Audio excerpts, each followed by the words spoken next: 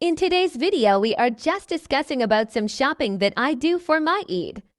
Welcome back to my channel. In these days, we all are busy in doing Eid shopping. Some people are love to buy online shopping and some are busy in malls.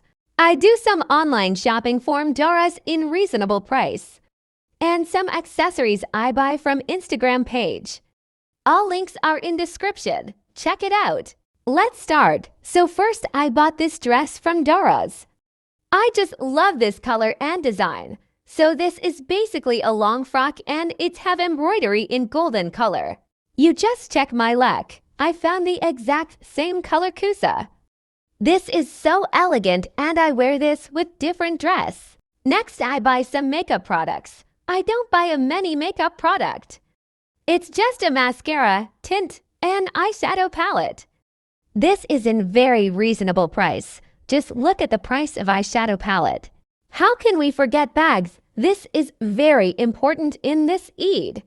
For bag, I ordered this bag. I want a golden bag, but on daraz I don't find any golden bag. That's why I ordered this bag.